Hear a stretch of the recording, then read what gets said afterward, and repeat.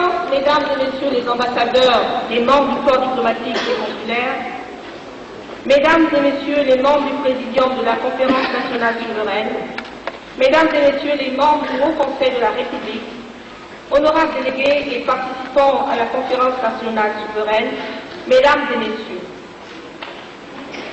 nous voici arrivés au terme de notre Conférence nationale souveraine.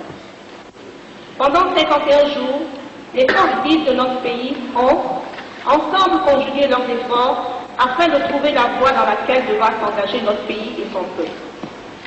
Les débats ont été âpres. Plusieurs fois, nous avons frôlé l'incident. Mais à chaque fois, nous avons réussi à faire l'effort nécessaire pour éviter la rupture, d'aucuns diront grâce au génie togolais. La Conférence nationale souveraine a donné au Togo, engagé sur la voie de la démocratie, une loi fondamentale, un haut conseil de la République et un Premier ministre.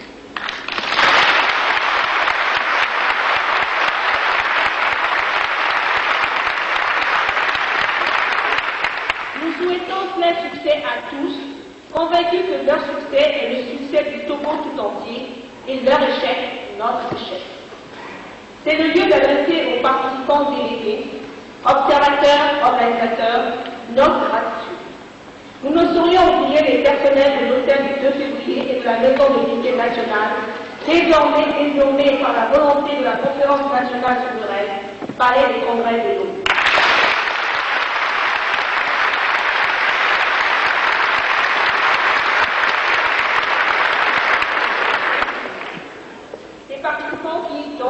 Le meilleur d'eux-mêmes pour la réussite de nos actions. Qu'il me soit permis d'adresser en votre nom aux forces de sécurité, policiers et gendarmes, nos remerciements et nos félicitations pour le travail remarquable qu'elles ont accompli.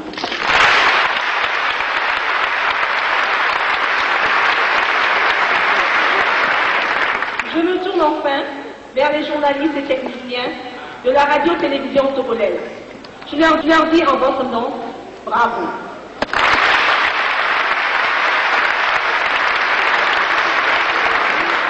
Bravo car ils ont permis au peuple togolais de prendre part à notre conférence nationale souveraine. Bravo car grâce à eux, le monde entier a été tenu informé de nos travaux. Sans plus tarder, je vais vous présenter le programme de cet après-midi. Dans un instant, Maître Jean Degli lira le rapport de la conférence nationale souveraine. Puis, le ministre Libello nous lira le message du président de la République empêché.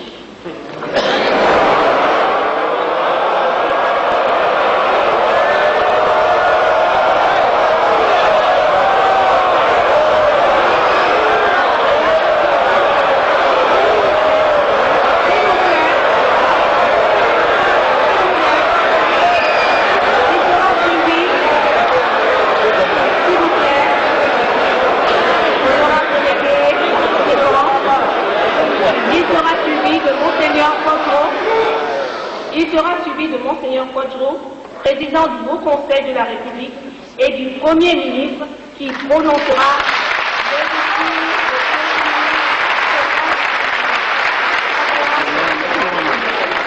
Vive la conférence nationale souveraine, vive le Togo, je vous remercie.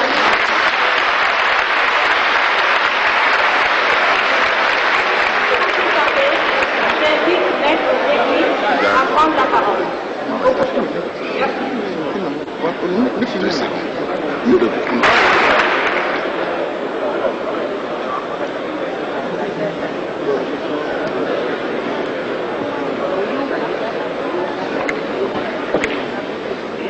Excellence, Monsieur le Premier ministre, Messieurs les membres du corps diplomatique, Excellence, Monseigneur Président du Haut Conseil de la République, Messieurs les membres du Présidium, honorables délégués, chers participants à la conférence nationale, honorables invités.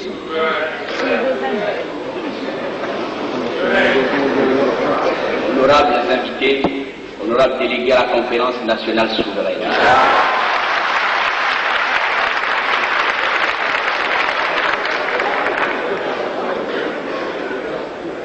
sommes ici par la volonté du peuple. Nous n'en sortirons que par la force des baïonnettes.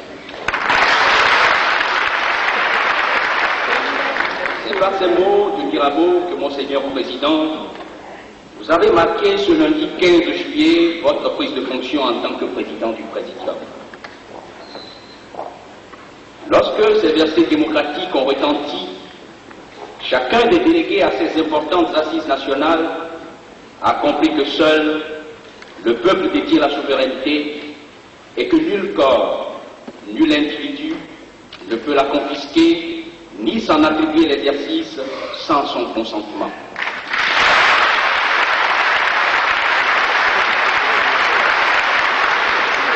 Et c'est parce que le peuple togolais l'a désormais compris que lorsque ses représentants se sont réunis au cours de cette conférence nationale souveraine et qu'ils ont pris conscience de la nécessité de ne plus jamais appliquer pour longtemps leur pouvoir entre les mains d'un seul, ni même d'une multitude, au risque de retourner encore dans les sombres corridors de la dictature, ce peuple longtemps privé de voix et étouffé dans sa volonté a décidé de reprendre sa souveraineté. Refusant la souveraineté limitée qui lui était proposée, ce peuple, longtemps meurtri et bafoué dans sa dignité, dans un sursaut d'orgueil, a préféré reprendre la totalité de ce bien précieux dont il avait été aussi longtemps privé. C'était au cours de la séance plénière du lundi 15 juillet qui devait se terminer le mardi 16 au petit matin. Cette séance, la première plus longue de toutes celles que la conférence nationale aura connues, restera à jamais gravée dans la mémoire de tous les Togolais, car elle marque le sommet, elle marque le moment où le peuple a reconquis effectivement sa liberté confisquée, son indépendance détournée. Cet événement exceptionnel, la nation tout entière l'a suivi. Mieux, elle l'a vécu, puisque grâce à la presse, notamment aux organes de radiodiffusion et de télévision, qui ont déployé tous leurs efforts pour porter l'événement dans les profondeurs de notre pays, le peuple tout entier a pu participer à cette conférence nationale souveraine. Chers compatriotes, lorsque ce mardi 16 juillet à 5h15 précisément, vous avez adopté l'acte numéro 1 et que malgré la fatigue qui se lisait sur les visages, vous vous êtes levé comme un seul homme pour saluer la terre de nos aïeux, alors tout le Togo a compris que quelle que soit la longueur de la nuit, le jour viendra.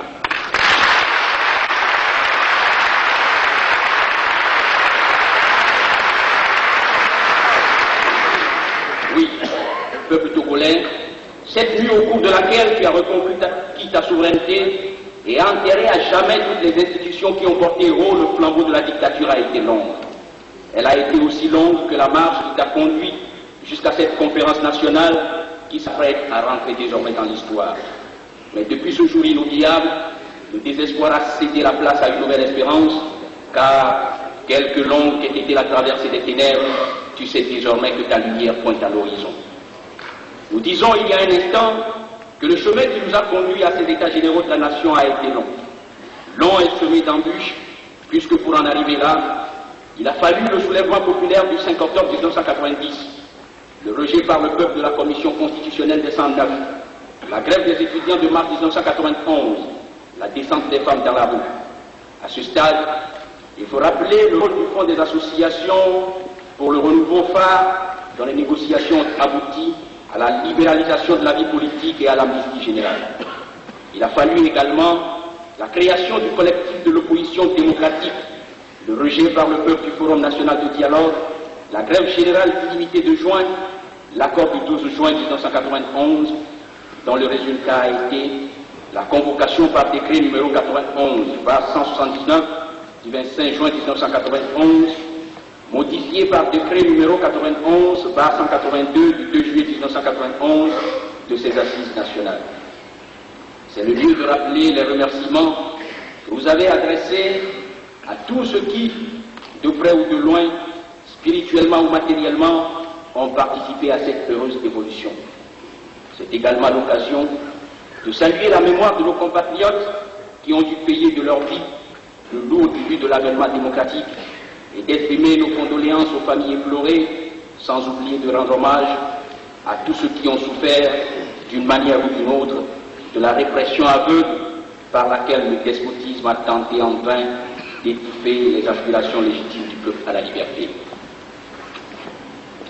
Qu'il nous soit également permis de remercier le bureau provisoire et plus particulièrement notre doyen d'âge, M. Namoro Karamoko, dont les efforts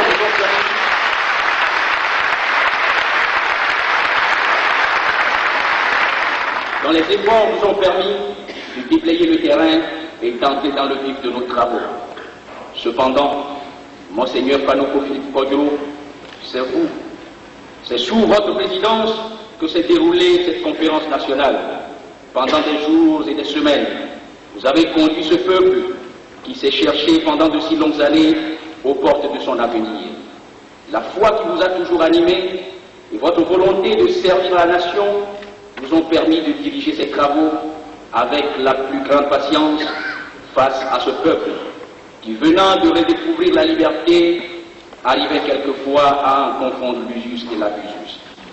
La conférence nationale et par-delà elle le peuple togolais tout entier voudrait vous exprimer ici leur sincère remerciement tout en vous demandant d'avoir encore la disponibilité, la persévérance et le courage nécessaires pour aboutir dans la mission que vous aurez à accomplir à la tête du Haut Conseil de la République.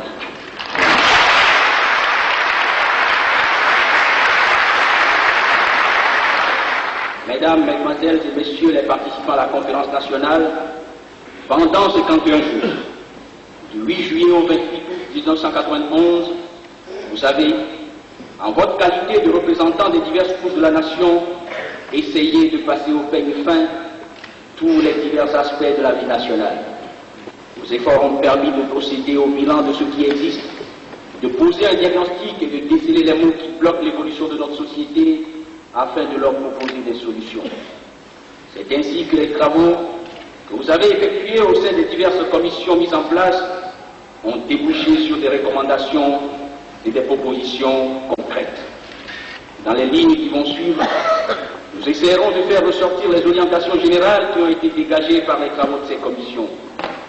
Vous attendez sûrement de ce rapport général qu'il vous rappelle l'essentiel de ce qui a été fait au cours de cette conférence nationale souveraine.